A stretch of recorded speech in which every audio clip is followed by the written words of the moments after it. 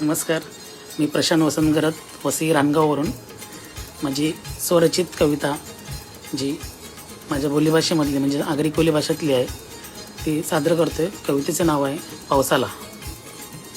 सादर करतो. पावसाला सुरू झाल्यावर शेतान आम्ही जाताव. पावसाला सुरू झाल्यावर शेतान आम्ही जाताव. बोटी बंद झाल्यावर मग सुकट भोजन खाताव. हिरव्यागार या शेतान भात आम्ही पिकवताव.